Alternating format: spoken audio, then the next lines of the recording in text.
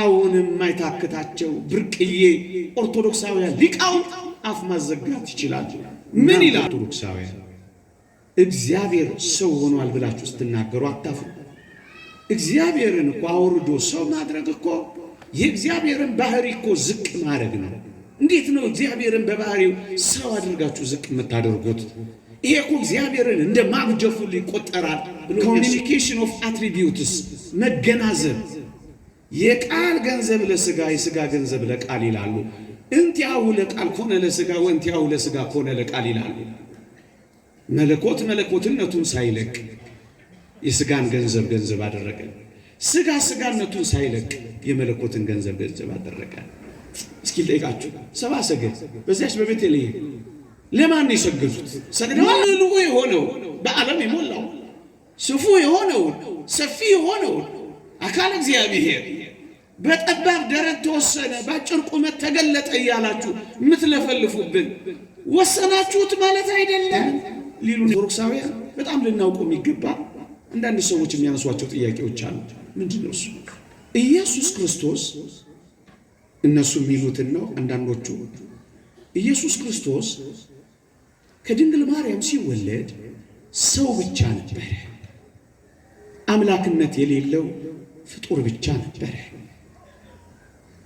ከረመና ቆየና በዮርዳኖስ ሲጠመቅ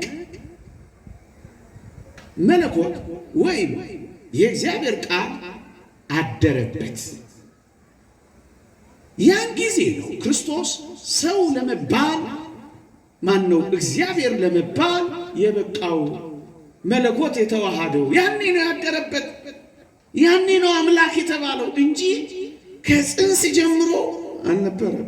ለቀደምት አበው ለነቢያት፣ ለቅዱሳን ሐዋርያት፣ ለሐዋርያውያን አበው ለሊቃውንት የገለጸውን ጥበብና ምስጢር ለሁላችንም ይግለጽልን።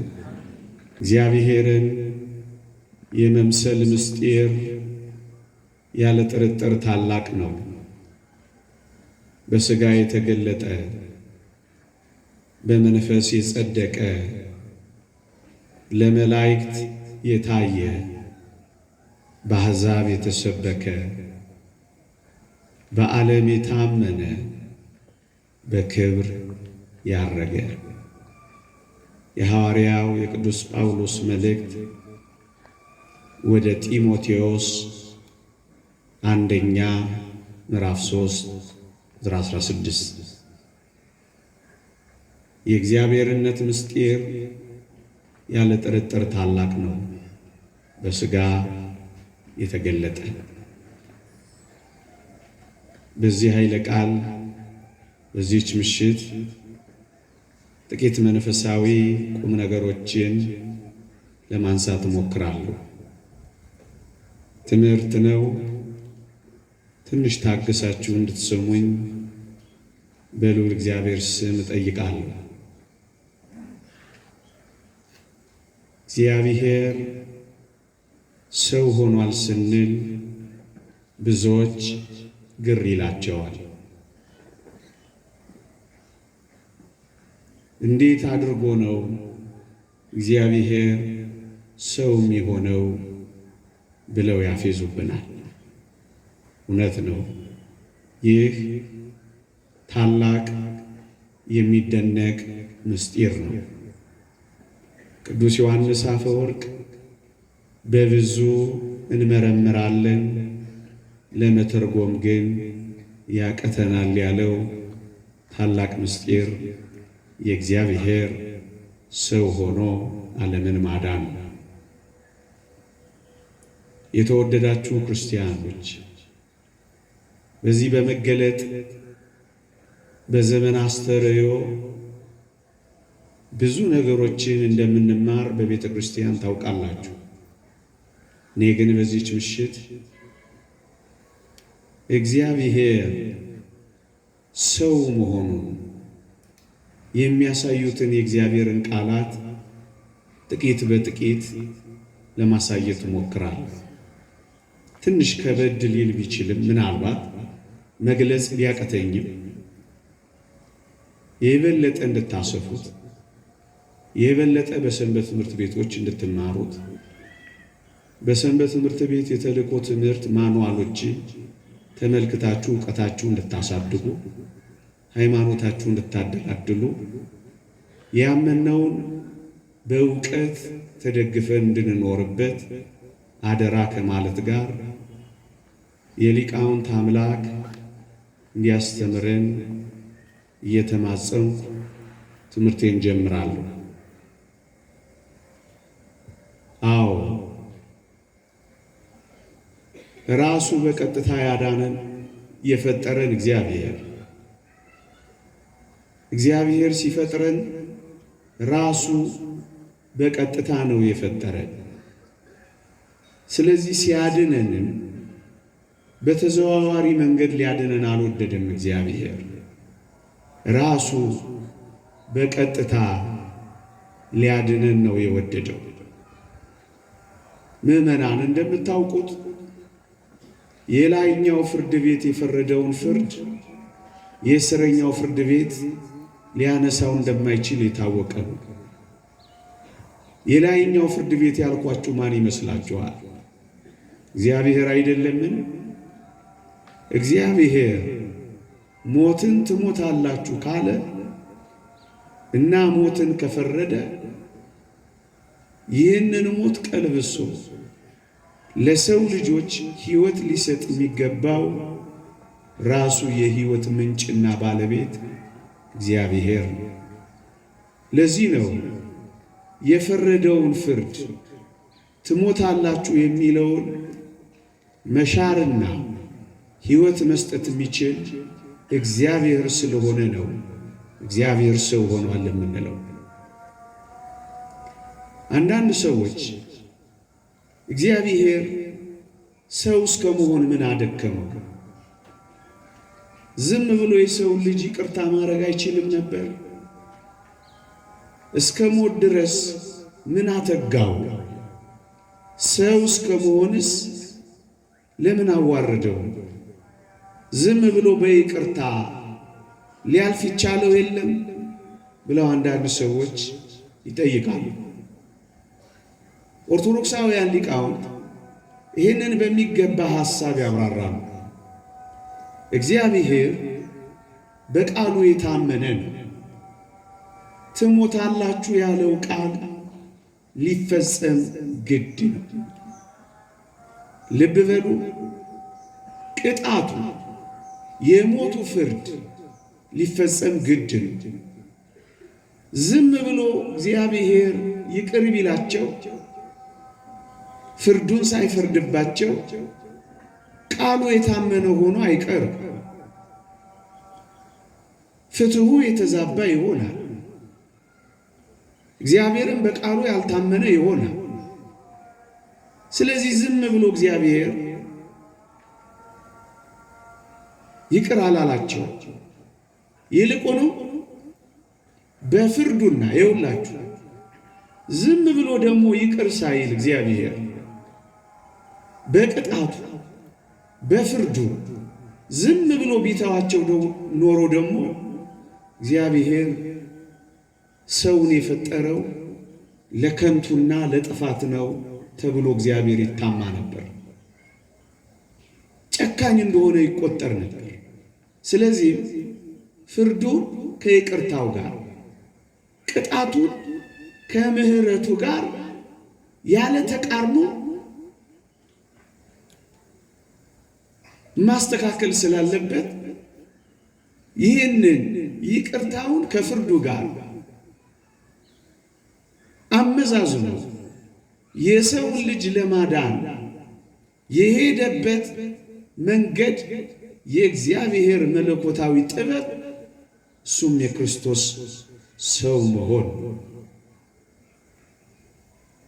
እውነት እግዚአብሔር ሰው ሆኗል? እሱ ላይ ነው ጥቂት ማተኮር። ብዙዎቻችሁ ታውቁታላችሁ፣ ግን ቀስ ብለን እንነጋገር።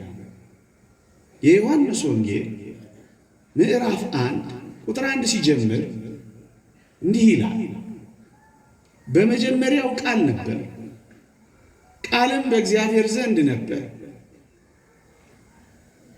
ቃልም እግዚአብሔር ነበር፣ ሁሉ በእርሱ ሆነ፣ ከሆነው አንዳች ስንኳ ያለ እርሱ አልሆነም ይላል። ልድገም፣ ትምህርት ስለሆነ ቀስ ስላድርገው። በመጀመሪያው ቃል ነበረ፣ ቃልም በእግዚአብሔር ዘንድ ነበረ፣ ቃልም እግዚአብሔር ነበረ፣ ሁሉ በእርሱ ሆነ፣ ከሆነው አንዳች እንኳን ያለ እርሱ አልሆነም ይላል።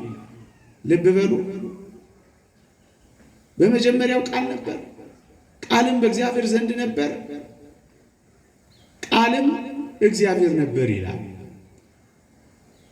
እኔ የምፈልገው ወደ ጉዳይ የሚያንደረድረኝ ብዙ ሀተታ መስጠት ቢቻል ለእኔ ለዛሬዋ ምሽት ነጥቤ ግን የማተኩረው ቃልም እግዚአብሔር ነበር ያለው ነው። ይሄ ቃል ማን ነው? እግዚአብሔር። ይሄው በግልጽ ነው ወንጌሉ ይነገር። ይሄ ቃል ማን ነው? ፈጣሪ ነው።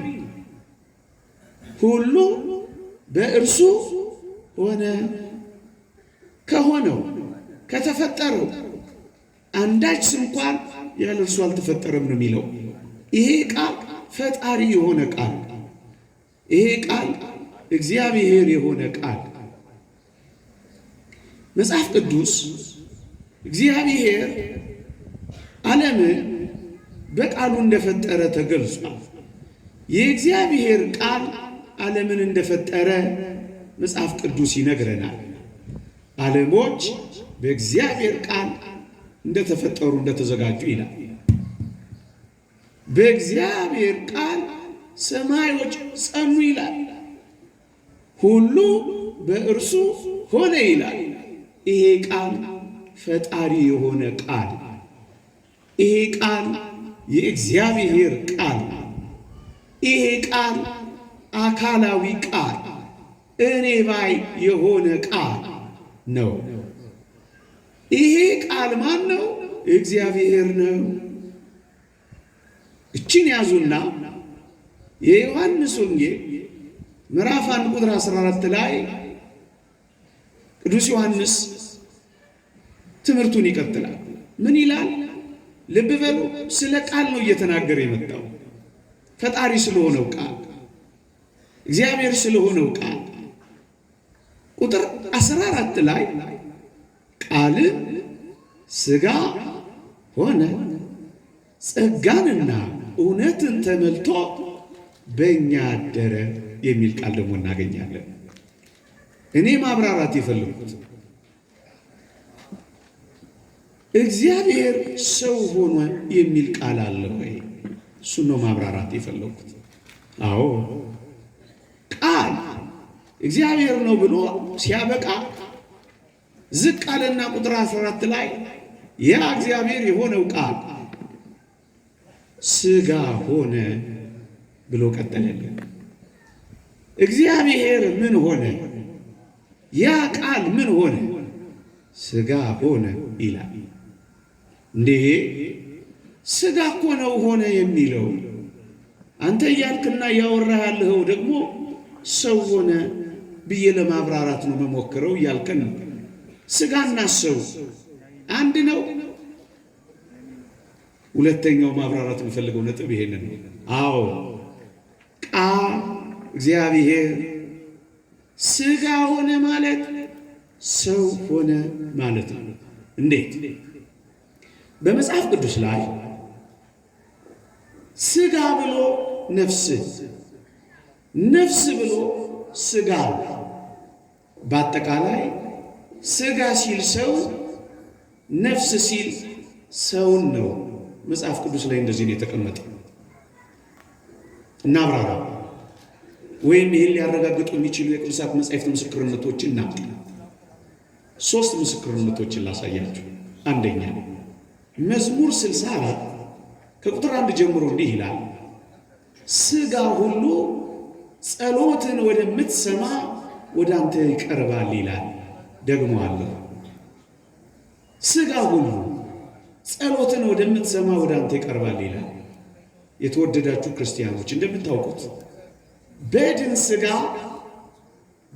ሥጋ ለጸሎት ወደ እግዚአብሔር እንደማይመጣ የታወቀ ሥጋ ሁሉ ጸሎትን ወደምትሰማ ወደ አንተ ይቀርባል ሲል ሰው ለጸሎት ወደ አንተ ይመጣል ማለት ነው።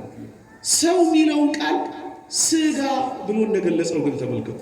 ስለዚህ ቃል ሥጋ ሆነ ሲል ሰው ሆነ ማለት ነው።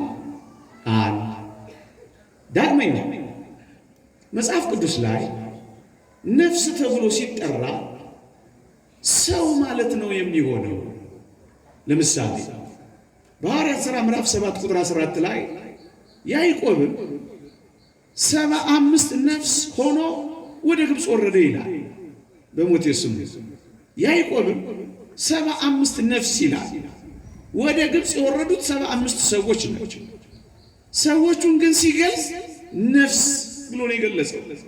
ለዚህ ነው በመግቢያዬ ሥጋ ብሎ ሰውን፣ ነፍስ ብሎ ሰውን፣ ሥጋ ብሎ ነፍስን፣ ነፍስም ብሎ ሥጋን ይጠራል ያልኳችሁ ለዚህ 75 ነፍስ ሆኖ ወረደ ይላል። 75 ሰው ወርዶ ሳለ ስለዚህ ሰው ብሎ የገለጸው ነፍስ በሚል አገላለጽ። ስለዚህ ቃልም ሥጋ ሆነ የሚለው ቃል ያ እግዚአብሔር የሆነው ቃል፣ ፈጣሪ የሆነው ቃል፣ ዓለምን የፈጠረ ቃል ሰው ሆነ ማለት ነው። ሶስተኛ ምስክርነት ኦሪት ዘጸአት ኢትቅትል ነፍስ ይላል። ነፍስን አታጥፋ፣ ነፍስን አትግደል ይላል። ወዳጆቼ ነፍስ እኮ ሟች አይደለች። ነፍስን አታጥፋ ማለት ግን ሰውን አትግደል ማለት ነው። የተወደዳችሁ ክርስቲያኖች በቤተ ክርስቲያን ታሪክ አንድ አቡናሪዎስ የሚባል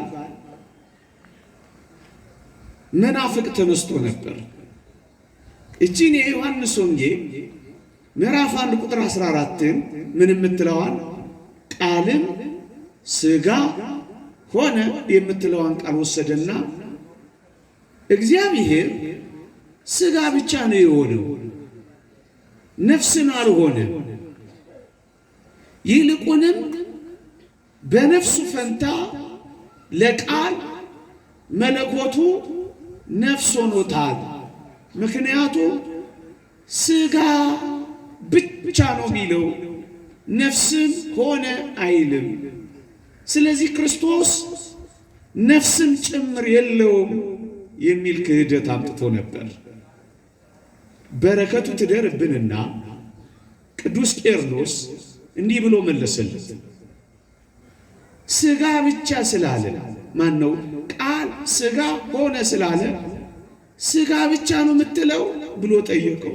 አዎ ቃል መለኮት እግዚአብሔር ሥጋ ብቻ ነው እኮ የሚለው። ሥጋ እኔ ከላይ ያብራራሁትን ሰው ነፍስ የሚለውን ትቶት ማለት ነው። እንዲህማ የምትል ከሆነ አለው ቅዱስ ቄርሎስ አንድ አስደናቂ ምሳሌ ያመጣለት። በኦሪት ዘፍጥረት ምዕራፍ 1 ስለ አዳምና ስለ ሔዋን አፈጣጠር ሲናገር እግዚአብሔርን ከአዳም ጎን አጥንት አወጣ ይላል። አዎ እስማማለሁ፣ አጥንት አውጥቷል አለው። ወደ አዳም አመጣት። አዳም ግን ይቺ አጥንት ከአጥንቴ ናት ብቻ ብሎ አላቆመም። እናሳለው ሥጋዋም ከሥጋዬ ነው ያላት አለው። ልክ ነው አለው። ስለዚህ በአንተ አባባል እኮ ቢሆን አለው አጥንት ብቻ መሆን ነበረባት አለው። ሥጋ ብቻ ስላለ ማለት ነው። አቡናሪዎስ ደነገጠ። ቅዱስ ቄርሎስ ማብራራቱን ቀጠለ። ምን አለ? አጥንት ወሰደ ሲል አጥንት ብቻ ማለት አይደለም፣ ሥጋም ብሎ የጨመረው አዳም ለዚህ ነው። ሥጋ ብቻ አይደለም፣ ፀጉርም፣ ጅማትም፣ ቅልጥምም፣ ነፍስም ከዛው ነው የነሳው። ስለዚህ አጥንት ወሰደ ተብሎ አጥንት ብቻ እንደማይባል ቃል ሥጋ ሆነ ሲል ሥጋ ብቻ አይደለም ብሎ አስረድቶታል። እንደዚህማ ካልክ ቃል ሥጋ ብቻ ነው የሆነውማ ካልክ አጥንት ወሰደ ካለ ሴቶች ሁሉ ምንድናቸው ማለት ነው? ወንዶች ንገሩኝ። ምን ሳይሰሟችሁ አጥንት ብቻ እናንተን አይደለም። ግልጽ ነው ሐሳቡ፣ ግልጽ ነው። አያችሁ፣ ቃል ሥጋ ሆነ ማለት ነፍስንም ጭምር ሆነ ማለት ነው። ሰው ሆነ ማለት ስለሆነ በነገራችን ላይ ኢየሱስ ክርስቶስ ቃል አካላዊ ቃል ሥጋ ሆነ ሲል ነፍስን አልሆነም ማለት ነው። አብኑናሪዎስ የተባለው ሰው እንደተናገረው ክርስቶስ ነፍስ የለውም ማለት ነው።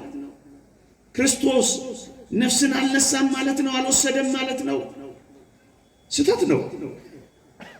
ቅዱሳት መጻሕፍት ይህንን በሚገባ ገልጸዋል።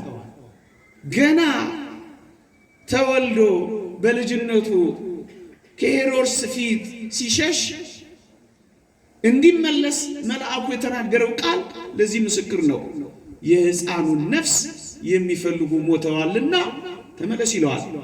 ክርስቶስ ነፍስ አለው የለውም? ይሄው ነፍስ። ሁለተኛ ነፍሴን ልተዋት ደግሞም ላነሳት ስልጣን አለኝ ብሏል አላለም? ክርስቶስ ብሏል። ነፍስ አለው የለውም? አለው። ሶስተኛ አባቴ ሆይ ነፍሴን በእጅህ አደራ እሰጣለሁ ብሏል። ነፍስ አለው የለውም? ስለዚህ ቃል ሥጋ ሆነ የሚለው ነፍስንም ጭምር ሆነ። ከተወደደች ከቅድስት ድንግል ማርያም ሥጋንም ነፍስንም ውሃንም አጥንትንም ሁሉንም ነው የወሰደው። ሰው ሆኗላ። የሰው ልጅ ተብሏላ። ሰው ሆኗላ።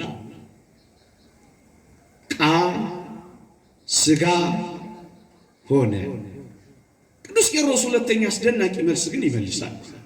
ኢየሱስ ክርስቶስ ነፍስ ከሌለውማ በነፍሳችን እኛ አልዳንማ ብሎ መልሶለታል። ሥጋ ብቻ የሚባል ከሆነ ክርስቶስ ለነፍሳችን ካሳል ካሰማ ክርስቶስ የነፍሳችንን የሥጋችንን መድኃኒት ካሳ የሆነው ሥጋችንንም ነፍሳችንንም ወስዶ ሰው ስለሆነ ነው። አንዳንዶች መጽሐፍ ቅዱስ ላይ ስለ ክርስቶስ በተጻፉ ንባባት ፈራ፣ ደነገጠ፣ አዘነ፣ ተከዘ የሚል ሲያገኙ አንዳንድ ሰዎች እንዴት ነው እናንተ የሚፈራ አምላክ ያላችሁ? እንዴት ነው እናንተ የሚደነግጥ ፈጣሪ ያለን የምትሉት? እንዴት ነው እናንተ የሚተግስ ጌታ ይኖራችሁ? ተረተኞች ናችሁ ሊሉን ይፈልጋሉ። እኛ ግን እንዴት እንደምንረዳው ኦርቶዶክሳውያን ተመልከቱ። ኢየሱስ ክርስቶስ ፈራ፣ ደነገጠ፣ ታወከ፣ አዘነ የሚል ቃል ባነበብን ሁሉ ምን እንደሚገባን ታውቃላችሁ? የነፍሳችንን ሕማም እየተቀበለ እንደሆነ ይገባናል። የሥጋ ሕማም መገረፍ፣ የሥጋ ሕማም መራብ፣ የሥጋ ሕማም መቸንከር፣ የሥጋ ሕማም የሾህ አክሊል መድፋት ብቻ አይደለም። ነፍሳችንንም ለመካስ የነፍስንም ሕማም መቀበል ነበረበት ክርስቶስ። የነፍስ ሕማሟ ምንድን ነው? መደንገጥ ነዋ። የነፍስ ሕማሟ ምንድን ነው? መተከዝ ነዋ። የነፍስ ሕማሟ ምንድን ነው? ማዘን ነዋ። ስለዚህ ክርስቶስ ለነፍሳችንም ካሳ ሊክስ የሚችለው የምትፈራ፣ የምትደነግጥ፣ የምትታወክ፣ የምታዘን ነፍስን ገንዘብ እንዳደረገ በቅዱሳት መጻሕፍት ስላረጋገጥን። ሁለተኛው ፈራ የሚል ቃል ኦርቶዶክሳውያን ሊቃውንት ሲያነቡ ፍርሃታችን እንደተወገደ ይነግሩናል። ደነገጠ የሚል ቃል ሲያዩ ድንጋጤያችንን እንዳባረረ ይገልጹልናል። አዘነ የሚል ቃል ሲያዩ ሐዘናችንን አባረረ ይሉናል። ካሳ እየካሰ ነው ለነፍስም ለሥጋ።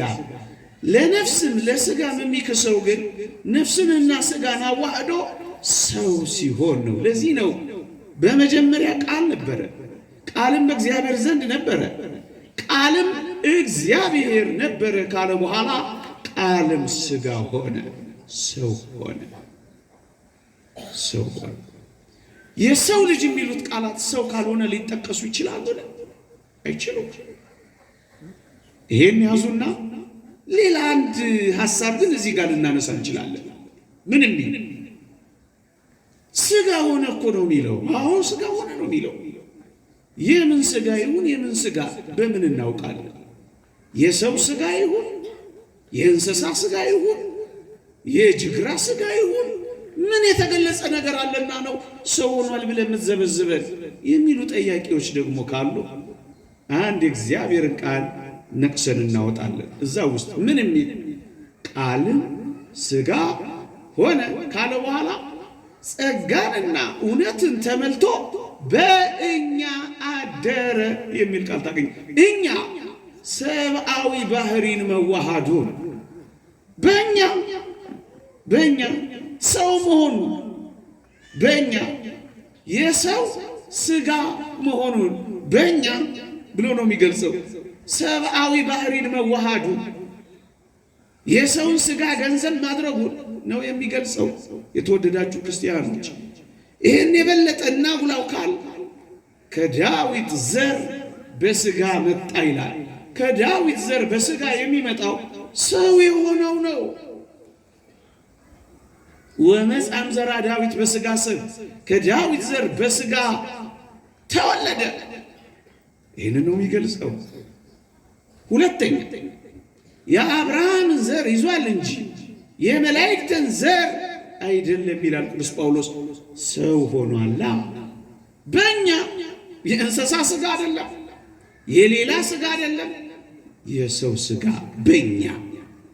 አንዳንዶች ሥጋ በጣም የረከሰ በመሆኑ ኢየሱስ ክርስቶስ የሰውን ሥጋ ሊዋሃድ አይችልም ብለው ያስቡና በእነሱ አረዳድ ነገሩን የስህተት ትምህርታቸው ቀስ ብለው ለማለፍ ሲፈልጉ ሰው መሰለ እንጂ ሰው አልሆነም የሚል መላምት ደግሞ ያስደግፉበታል። መጽሐፍ ቅዱስ ግን ይሄን ይሽራል። እንዴት አድርጎ? የዳዊት ልጅ የአብርሃም ልጅ የኢየሱስ ክርስቶስ ትውልድ መጽሐፍ ብሎ የዘር ሐረጉን ይዘረዝራል። የዘር ሐረጉን ለምን የሚዘረዝር ይመስላችኋል? ክርስቶስ በእርግጥም ሰው መሆኑን ሊያረጋግጥልን መሰለ የሚለውን ሊያጠፋልን። ሌላ ነጥብ እናንሳ። አሁንም ጥያቄያቸው አይቋረጥም። ምን የሚል ጥያቄ? ባነበብክልን ኃይለ ቃል ላይ ቃልን ሥጋ ሆነ ነው የሚለው። ሆነ የሚለው ቃል ታዲያ ተለወጠ ተቀየረ ማለት አይደለምን? ቃል እኮ መለኮት እኮ እግዚአብሔር እኮ መለኮትነቱ ቃልነቱ እግዚአብሔርነቱን አጥቶ ሆነ እኮ ነው የሚለው። ይሄ ተቀይሯል ማለት አይደለምን ሊሉን ይችላሉ። አይደለም። ምናልባት መጽሐፍ ቅዱስ ላይ አንዳንድ ቃላት ስናነብ ሁሉም በዛ መንገድ የሚተረጎም አይደለም። ውሃው ደም ሆነ ተብሎ በኦሪት ዘጸአት እንዳየነው ውሃው ወደ ደምነት እንደተቀየረ ቃልን ሙሉ ለሙሉ ቃልነቱ መለኮትም ሙሉ ለሙሉ መለኮትነቱን አጥቶ ወደ ሰውነት የተቀየረ ግን አይደለም። ይሄን ልታረጋግጥልን ትችላለህ? አዎ ሊቃውንት አረጋግጠዋል። አንደኛ እግዚአብሔር ባህሪውን እንደማይለውጥ ነግሮናል። ምን ብሎ? እኔ እግዚአብሔር አልለወጥም ብሎ ነው። ትንቢተ ሚልክያስ ምዕራፍ 2 ቁጥር 10 እግዚአብሔር አይለወጥም። እሺ እንደጠየቁት ሆነ የሚለው እግዚአብሔር እግዚአብሔርነቱ መለኮት መለኮትነቱ ቃል ቃልነቱን አጥቶ ወደ ሰውነት ሙሉ በሙሉ ተቀይሮ ከሆነ ሊቃውንት እንዲህ ይላሉ። ክርስቶስ ሰው ከሆነ በኋላ እኔና አብ አንድ ነን ሊል ይችላል? አይችልም። እኔና አብ አንድ ነን ያለው ለምንድን ነው? መለኮቱ ቃልነቱ ከሥጋ ጋር ወይም ወደ ሰውነት ወይም ወደ ፍጹም ስላልተቀየረ እንዴት እኔና አብ አንድ ነን ሊል ይችላል? ፍጡር ብቻ ሥጋ ብቻ ወደ ሰውነት ብቻ ከተቀየረ እኔና አብ አንድ ነን ሊል አይችልም። ይሄ ማለት ምን ማለት መሰላችሁ? መለኮት ከሥጋ ጋር ፍጹም አላጠፋው፣ ሥጋ ደግሞ ቃልን መለኮትን ፍጹም አላጠፋው። መለኮት ደግሞ ሥጋን ፍጹም አልመጠጠው፣ አላጠፋው። በኋላ ጊዜ ካለኝ አብራራዋለሁ። ሰውነትን እስከ መጨረሻው አይተነዋል። ሲቆስል በሱ ቁስል እኛ ተፈወስን። እስከ መጨረሻው ሲበላ ሲጠጣ አይተነዋል። እስከ መጨረሻው የሰው ልጅ ሲባል አይተነዋል። አልጠፋም ሰውነት። መለኮትም ቃልም እስከ መጨረሻው ደግሞ አልጠፋም። በምን ማረጋገጥ ትችላላችሁ? መስቀል ላይ ተሰቅሎ የዓመቱ አለቃው ምን እንዳለ አልሰማችሁም? በእውነት ይህ የእግዚአብሔር ልጅ ነበር እኮ ነው ያለው። መለኮት ከቃል ጋር፣ መለኮት ከሥጋ ጋር፣ ቃል ከሥጋ ጋር ፍጹም ተዋህዶ ካላዳነን በቀር በእርሱ ቁስል እንዴት ተፈወስን ልን እንችላለን? የፍጡር ቁስል ብቻ የሚፈውስ ይመስላችኋል? ይዘገንናል እንጂ።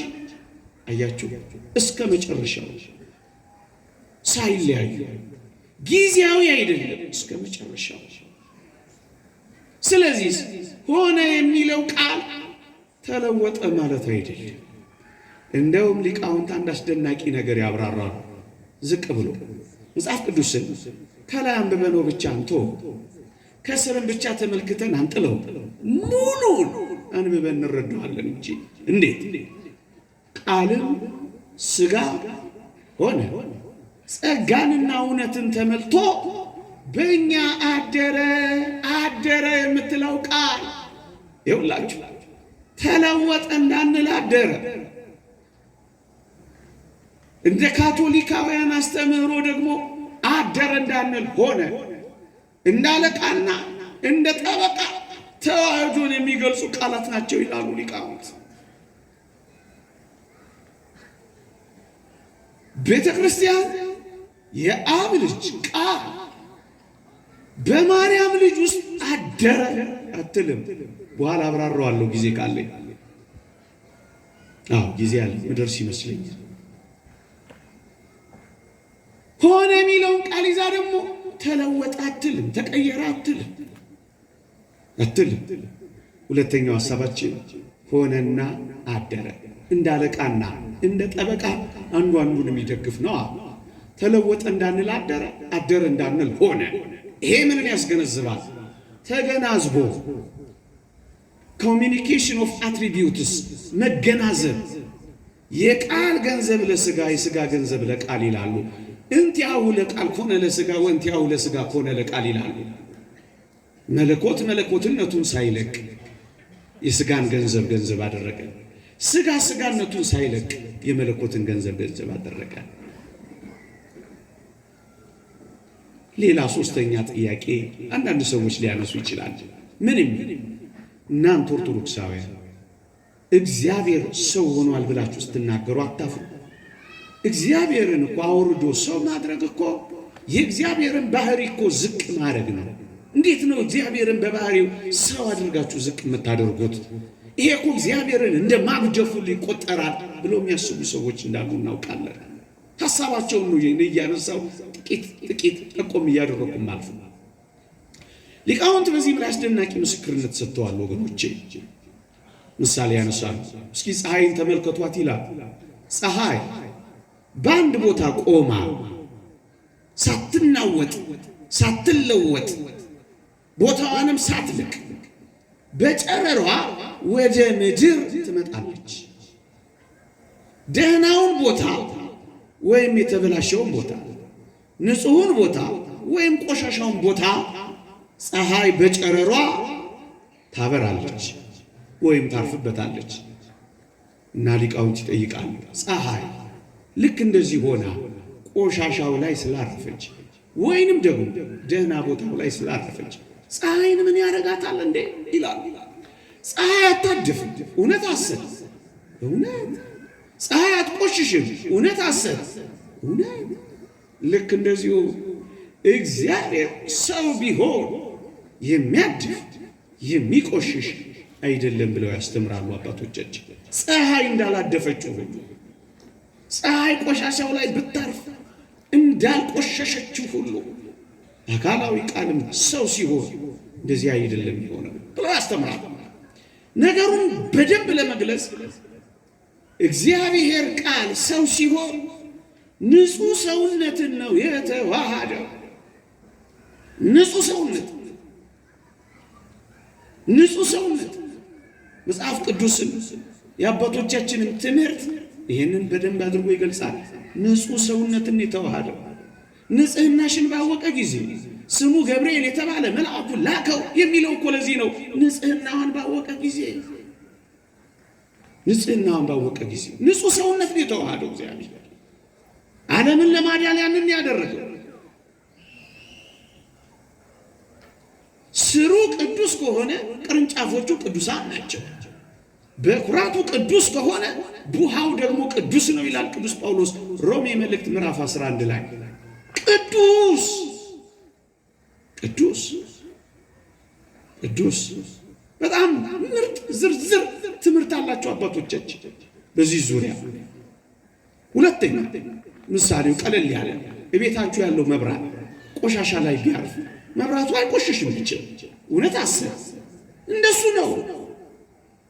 ይሁላችሁ በሰው ሥጋ ስለተገለጠ እግዚአብሔር በባህሪው ዝቅ አለ እንዳንል የሚያደርገን ለምን መሰላችሁ? እግዚአብሔር ለመላእክት በወደደው መጠን በዙፋኑ ሆኖ ተገልጧል። እግዚአብሔር በዙፋኑ ለመላእክት ሲገለጽ ከባህሪው ዝቅ ብሎ ነበረን? አልነበረም። ታዲያ ከዙፋን ሰው አይከብርም? ከምንም ነገር በላይ ሰው አይገንም? እንደውም ሰው በመሆኑ የእግዚአብሔር ምስጋና ጨመረ። ስብሐት ለእግዚአብሔር በሰማያት ወሰላም በምድር ስምረቱ ለሰብእ። ሰውና መላእክት በጥልቀት ለማመስገን ቻለ። እንደውም የበለጠ የተከበረ ሆነ። እግዚአብሔር ለሙሴ በዕፀ ጳጦስ ላይ ነበልባል ከሐመልማል ሐመልማል ከነበልባል ተዋህዶ ሲያይ ይህ እግዚአብሔር አንዱ መገለጥ ነበረ። እግዚአብሔር በሲና ሐመልማል ለሙሴ ቢገለጥለት ጊዜ የእግዚአብሔር ባህሪው ዝቅ አለ ያለ ማን ነው? የለም የለም። ልክ እንደዚሁ እግዚአብሔር ሰው ሆነ ስንል ባህሪውን ዝቅ ማድረግ አይደለም፣ ማጉደፍም ማቆሸሽም አይደለም። አንዳንድ ሰዎች ሌላም ጥያቄ ይጠይቃሉ። ምን የሚል ጥያቄ? ጥሩ እሺ፣ እግዚአብሔር ሰው ሆነ ስትሉ አታፍሩ? የሰውን ሥጋ ሲዋሃድ እኮ ወሰናችሁት እኮ ማለት ነው። ምልኡ የሆነው በዓለም የሞላው ስፉ የሆነው ሰፊ የሆነው አካል እግዚአብሔር በጠባብ ደረት ተወሰነ፣ በአጭር ቁመት ተገለጠ እያላችሁ የምትለፈልፉብን ወሰናችሁት ማለት አይደለ ሊሉን የሚከጅሉ ደግሞ አሉ። አሁንም የማይታክታቸው ብርቅዬ ኦርቶዶክሳውያን ሊቃውንት አፍ ማዘጋት ይችላሉ። ምን ይላሉ? አንደኛ የእግዚአብሔር ባህሪ አይለወጥም ተብሏል። አዎ፣ ስለዚህ የማይወሰነው የእግዚአብሔር ባህሪም ሊለወጥ አይችልም። ሁለተኛ ፀሐይ ሶስት ነገር አላት። ክበብ አላት፣ ብርሃን አላት፣ ሙቀት አላት። ብርሃኑ ክበቡ አይወስነው። የፀሐይ ብርሃን በክበቡ ተወስኖ የሚቀር አይደለም። ይውላችሁ ሰው ሲሆን ክርስቶስ እግዚአብሔር ቃል ስጋን ሲዋሃድ በዚያ በስጋ ሰውነት ተወስኖ የሚኖር አይደለም። ብርሃኑን ክበቡ ብርሃኑን ወስኖት እንደማያስቀረው የቀረበ ምሳሌ ማምጣት እንችላለን። ምን? ከኛ ጋር ተዋህዳ ያለች ነፍሳችን ሕያዊት እና አዋቂ ናት። የተወደዳችሁ ክርስቲያኖች ስጋ የነፍስን አዋቂነት ገንዘብ ያደርጋል። በነፍስ ነው አዋቂ የሚባለው። አሁን እኛ ሕያዋን ሆነን የምንንቀሳቀሰው የነፍስን ገንዘብ አድርገን ነው ወገኖቼ። ክርስቶስ ሥጋ የቃልን የመለኮትን ገዢነት ገንዘብ የሚያደርገው ሥጋ የነፍስን ዕውቀት ገንዘብ እንደሚያደርገው እና ነፍስ ከሥጋ ጋር ተዋህዳ ብትሆንም በሥጋ ግን ተወስና አትኖርም። ምሳሌ ይሰጣሉ ኦርቶዶክሳውያን ሊቃውንት። ጊያዝ የተባለ የኤልሳ ደቀ መዝሙር ንዕማን ብርና ወርቅ እንዲሰጠው ፈልጎ ሰረገላውን ተከትሎ ብዙ ርቀት ሄደ። ጊያዝ ነቢዩ ኤልሳ ምን አለው መሰላችሁ? ሲመለስ የት ሄደህ ነበር አለው። ኧረ ጌታዬ የትም አልሄድኩም እዚሁ ነበርኩ አለው። ነቢዩ ኤልሳ ምን አለው መሰላችሁ? ባለ ሰረገላውን ስታስቆመው ንዕማንን ማለት ነው፣ በነቢዩ ተፈውሶ ሄደው ብርና ወርቅ ስትቀበለው ልቤ ካንተ ጋር ሄደ አይደለምን አለው። አያችሁ፣ የኤልሳ ሥጋ የኤልሳ ነፍስ ዕውቀት ሊገድባት አልቻለም። ብዙ ርቀት ሄዳ ታየዋለች፣ ብዙ ርቀት ሄዳ ትሰማዋለች፣ ብዙ ርቀት ሄዳ ታውቃለች። ተወስና አትኖርም። በጣም የቀረበ ጓዳችን ያለ ምሳሌ ደግሞ ቢሰጣችሁ የበለጠ ይጎላል። ለምሳሌ እንጨት እሳት ውስጥ ተከታላችሁ። ለምሳሌ አሁን እያነደዳችሁ ያለው ጧፍ ተመልከቱ። እሳቱ በጧፉ ቅርጽ ነው ወይስ ከጧፉ ያልፋል? ከጧፉ ያልፋል። ምን ማለት ነው? በጧፉ ቅርጽ እሳቱ አይወሰንም። በእንጨቱ ቅርጽ እሳቱ አይወሰንም። በከሰሉ ቅርጽ እሳቱ አይወሰንም። ልክ እንደዚሁ እግዚአብሔር ሰው ሲሆን አካላዊ ቃል ሥጋን ሲዋሃድ ተወስኖ የሚቀር አይደለም። እግዚአብሔር በዙፋኑ ለመላእክት ሲገለጥ ተወስኗል ሊሉን ነበር እንዴ? አላሉንም። ታዲያ በሥጋ ሲገለጥ በከበረው ሰውነት ሲመጣ እንዴት ሊወሰን ይችላል ወገኖች? በጣም ምርጥ ምሳሌ ደራረብኩባችሁ። በጣም ጥሩ ምሳሌ ልስጣችሁ። በዚህ በከባቢው አየር አሁን በምናየው ከባቢው አየር ሞገድ አለ፣ ዌቭ አለ። ይሄን ሞገድ በአይናችን አናየው፣ በጆሮአችንም አንሰማው። ግን አንድ ነገር ይሆናል። ይሄ ሞገድ በቴሌቪዥን ለመታየት በሬዲዮ ለመሰማት ይበቃል። የተወደዳችሁ ክርስቲያኖች፣ በቴሌቪዥን ያን ሞገድ የሆነ ምስል ሰጥቶን ስላየን የሆነ ድምፅ አቅርቦልን ስለሰማ ነው። ያ በከባቢው አየር የለም ይባላል? አይባልም። ቀድሞውንም ሞገዱን በአይናችን ስላላየን በጆሮአችን ስላልሰማን የለም አላልነው። በቴሌቪዥንም ስላየነው በከባቢው አየር ጠፍቷል አንልም። ልክ እንደዚሁ ነው። አካላዊ ቃል ሰው ሲሆን መለኮት ከሥጋ ጋር ሲዋሃድ በላይ በሰማይ የለም፣ ስፋቱ ጠፍቷል፣ ምልኡነቱ ጎርሏል አንልም። ሌላ አንድ ጥሩ ሁላችንም ልናውቀው ልናስተውለው የሚገባን በዚህ በዘመነ መገለጥ በዘመነ አስተርእዮ በመገለጥ ዘመን ኦርቶዶክሳውያን በጣም ልናውቀው የሚገባ አንዳንድ ሰዎች የሚያነሷቸው ጥያቄዎች አሉ። ምንድን ነው እሱ? ስሙ። ኢየሱስ ክርስቶስ እነሱ የሚሉትን ነው አንዳንዶቹ። ኢየሱስ ክርስቶስ ከድንግል ማርያም ሲወለድ ሰው ብቻ ነበር፣ አምላክነት የሌለው ፍጡር ብቻ ነበር። ከረመና ቆየና በዮርዳኖስ ሲጠመቅ መለኮት ወይም የእግዚአብሔር ቃል አደረበት። ያን ጊዜ ነው ክርስቶስ ሰው ለመባል እግዚአብሔር ለመባል የበቃው፣ መለኮት የተዋሃደው ያኔ ነው ያደረበት። ያኔ ነው አምላክ የተባለው እንጂ ከጽንስ ጀምሮ አልነበረም። ሲወለድም ኢየሱስ ሰው ነው፣ ክርስቶስ ሰማያዊ ነው። ሲጠመቅ አደረበት፣ መከራ ሲቀበል ተለየው። የመናፍቃን ሐሳብ ነው። ኩሪንቶስ የሚባል ሰው ያነሳው ሐሳብ ነው። እነዚህን ግን ኦርቶዶክሳውያን ሊቃውንት በዋዛ ላለፏቸው በሞቴ እኛ የተወደደ መድኃኒታችን ኢየሱስ ክርስቶስ በዮርዳኖስ ሲጠመቅ አምላክ ለመሆን የበቃ አይደለም። ወይንም ደግሞ ኖሮ ቆይቶ መከራን በመቀበሉ እንደ ሰማዕታትና እንደ በረኞች ገርለኞች በተጋድሎ ብዛት አምላክ ለመሆን የበቃ አይደለም። እና እንዴት ሲጠመቅ የእግዚአብሔር ቃል አድሮበት እንደሱ እንደሚሉት ሲጠመቅ ክርስቶስ አድሮበት አምላክ ለመሆን የበቃ አይደለም። እና እንዴት እናብራራ። እኔ ከትንቢት ጀምሬ በሞቴ ላሰማችሁ። መጽሐፍ ቅዱስ እንዲህ ነው የሚለው። ትንቢተ ኢሳይያስ ምዕራፍ 9 ቁጥር 6 እንዲህ ይላል፣ ሕፃን ተወልዶልናል፣ ወንድ ልጅም ወልድም ነው የሚለው ተሰጥቶናል፣ አለቅነትን በጫንቃው ላይ ይሆናል፣ ስሙ ድንቅ መካር፣ የዘላለም አባት ተብሎ ይጠራል። ኃያል አምላክ የዘላለም አባት ተብሎ ይጠራል። ማን? ሕፃኑ ምን ይባላል? ኃያል አምላክ።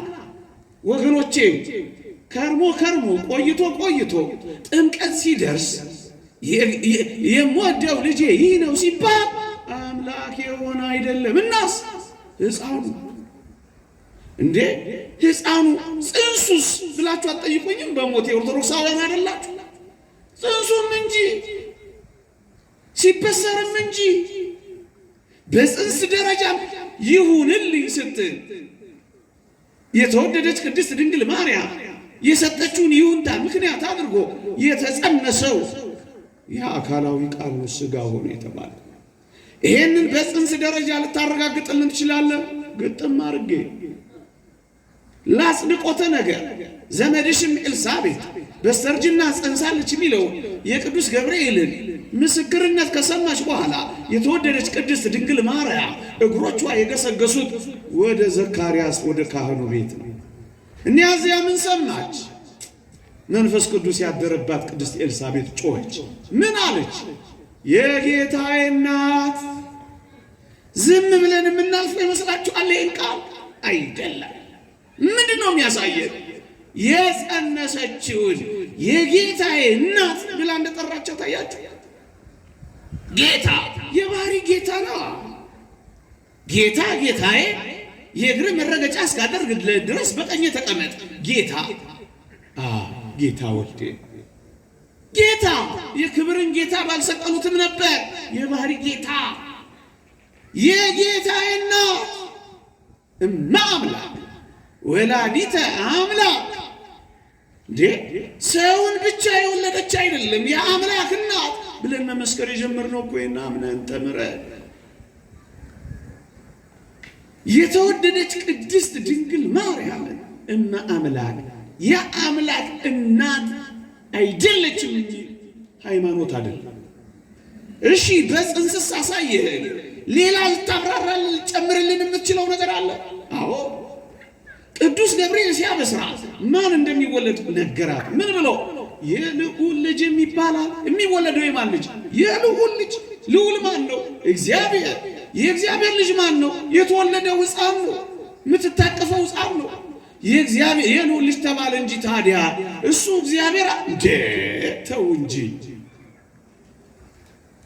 ሰው በባህሪ የሚወልደው ሰውን ነው። እንስሳ በባህሪ የሚወልደው እንስሳውን ነው። አባቴ ሰው ስለሆነ እኔም ሰው ነው የሚወልደኝ። እግዚአብሔር ሊወልደው የሚችለው ማሰብ እግዚአብሔር ነው እንጂ ከአምላክ የተወለደ አምላክ ብላችሁ የምንጸልየው እኮ ይሄንን ነው ወገኖቼ። እግዚአብሔር ለዚህ እኮ ነው አይሁድ የተበሳጩት። አይሁድ በደንብ ገብቷቸዋል። አንዳንዶች ነው ያልገባቸው። የእግዚአብሔር ልጅ ነኝ ሲላቸው ምን እንደገባቸው ታውቃላችሁ? ዘዮሐንስ ወንጌል ምዕራፍ 5 ላይ እንደተጻፈው ራስህን ከእግዚአብሔር ጋር አስተካክለህ እግዚአብሔር አባቴ ነው ስላልክ ነው የምንጣላህ አሉት። ማስተካከሉ እኮ ነው። ልጅ የሚለው እኮ እሱን ነው የሚያመለክተው ወዳጄ። የልዑል ልጅ የሚባላል እስኪ ልጠይቃችሁ። ሰብአ ሰገል በዚያች በቤተልሔም ለማን ነው የሰገዱት? ሰግደዋል? አልሰገዱም? ሰግደዋል። ለማን ነው የሰገዱት? ለሕፃኑ አይደል? ለሕፃኑ የሰገዱት ምን ቢሆን ነው? አምላክ። አለበለዚያማ ለፍጡር እኮ የአምልኮ ስግደት ሰገዱ ነው የሚለው እኮ። እንደሱማ እንዴት ይሆናል? የሰገዱት ፍጡር ኢየሱስ እነሱ እንደሚሉት ሥጋ ብቻ የማርያም ልጅ ብቻ መለኮት ቃልነት መለኮትነት የሌለው ፍጡር ብቻ ቢሆን እንዴት ይሰግዱለታል እንዴ? የነገርከን እኮ በጽንስ ከዛም በልደት በ2 ዓመቱ ከዚያም ደግሞ እንደዚህ አድርገን የነገርከን ጥምቀትስ አካባቢ ልታሳየን ትችላለህ? አዎ ቅዱስ ዮሐንስ መጥምቅ ሲያጠምቀው ምን እንዳላልሰማችሁ? የጫማውን ጠፍር ፈታ ዘንድ የማይገባኝ ከኔ የሚበረታ ከኔ ቀድሞ የነበረ አሁን እነዚህ ሁሉ ቃላት ብለው የሚያሳዩት አሁን የሚመጣው ሊጠመቅ ወደ እኔ የሚመጣው ከኔ ቀድሞ የነበረ ፊተኛው ነው የሚመጣው። ደግሞስ ነአበገው ዘእግዚአብሔር ዘያትት ወያሴስል ኃጢአት አለ። የዓለምን ኃጢአት የሚያስተሰርይ የእግዚአብሔር በግ የዓለምን ኃጢአት ይቅር ሊያስተሰርይ የሚችል አምላክ ካልሆነ በቀር ማን ስርየተ ኃጢአት ሊሰጥ የሚችል ከሱ በቀር ማን ነው? ተወደዳችሁ ክርስቲያን፣ ለዚህ ነው እኛ ከርሞ ቆይቶ አምላክ ለመሆን በጥምቀት ጊዜ አምላክ ለመሆን አንዳንዶች መስቀል ላይ ሲደርስ መከራ ሲቀበል ሰው ብቻ ነው የሆነው፣ አምላክነቱ ተለይቶታል፣ መለኮቱ ርቆታል፣ ብቻውን የተሰቀለው የማርያም ልጅ ሊሉን ይከጅላሉ። ወዳጆቼ ይሄ ቢሆን ኖሮ በእርሱ ቁስል ተፈወስን የሚለው ቃል ሊሆን ይችል ነበር። ሰው እንዴት ይድናል? ፍጡርን ስላላዳነው አይደል እንዴ አምላክ ሰው መሆን ያስፈለገው? ሁለተኛ ቅድም የጠቀስኩላችሁ ክርስቶስ ተሰቅሎ ያየው 100 አለቃ ምን እንዳላልሰማችሁ? በእውነት ይህ የእግዚአብሔር ልጅ ነበር እኮ ያለው ነው እኮ ያለው የእግዚአብሔር ልጅ እግዚአብሔር ነው እኮ ያለው። ሶስተኛ ፍጡር ብቻ መለኮት ያልተዋሃደው ሥጋ ብቻ ወይም እነሱ እንደሚሉት እግዚአብሔር ልባቸውን ይመልስላቸው እንጂ ኢየሱስ ክርስቶስ ፊቱን በቀሬናው ሰው በስምዖን ላይ ለጠፈና ክርስቶስ አመለጠ። እነሱ የሚጠቀሙበት ቃል አለ፣ እሱን አልገልጸው። እንደዚህ ፊልም ለመስራት ነው እንዴ ክርስቶስ የመጣው? አይደል? እናስ የተወደዳችሁ ክርስቲያኖች መጽሐፍ ቅዱስ በግልጽ እነዛን ሁሉ ታምራት ነገረን። ፀሐይ ለምን ጨለመች? ሰው ብቻ ስለተሰቀለ፣ ፍጡር ብቻ። ጨረቃ ለምን ደም ለበሰች? ከዋክብት ለምን ረገፉ? ከመቃብር ከ500 የሚበዙ ከ1000 የሚያንሱ ሙታን ለምን ተነሱ? የእግዚአብሔር ልጅ በእውነት ስለተሰቀለ፣ ሕማምንና መከራን ገንዘብ ስላደረገ ለዛ ነው። ደግሞስ ቅዱስ ጳውሎስ ይሄን ሊል ይችል ነበር። ምን አንድ አስደናቂ ቃል ይናገራል ቅዱስ ጳውሎስ፣ በረከቱ ትደርብንና ከዚህች ዓለም ገዢዎች አንዱ እንኳን ይህን ጥበብ አላወቀው፣ አውቀውትስ ቢሆን የክብርን ጌታ ባልሰቀሉትም ነበር ይላል። የክብር ጌታ የተሰቀለው የክብር ጌታ የዳን ነው በሱ። እሱ ጋር ፍጡር ብቻ ቢሆን እንዴት ልንል እንችላለን? ወዳጆች አንዳንዶች ክርስቶስ በተቀበለው መከራ ከትንሣኤ በኋላ አምላክነትን ያገኘ ነው ቅድም እንዳልኳቸው ብለው ሊሉ እንዳይሞክሩ ዮርዳኖስንና ደብረ ታቦርን ኦርቶዶክሳውያን ሊቃውንት ያነሳሉ። በተጋድሎ የእግዚአብሔር ልጅ ለመሆን በቃ እንዳትሉ ዮርዳኖስን እናሳያችኋለን። ልጄ ነው፣ በሞቴ ልጄ ነው።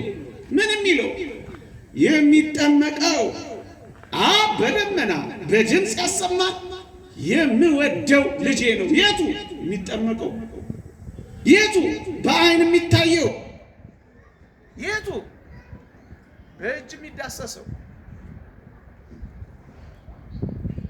ሰማችኋል?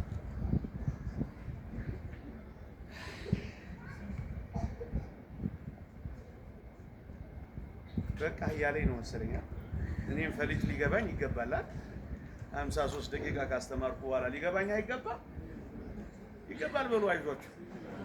የእግዚአብሔር ቸርነት ገብቷችኋል? ግን የእግዚአብሔር ቸርነት፣ የእመቤታችን አማላጅነት፣ የቅዱሳን በረከት ረድኤት አይለየን። የእግዚአብሔርነት ምስጢር ያለ ጥርጥር ታላቅ ነው። በሥጋ የተገለጠ በመንፈስ የጸደቀ ለመላእክት የታየ በአሕዛብ የተሰበከ በዓለም የታመነ በክብር ያረገ ይቆየ።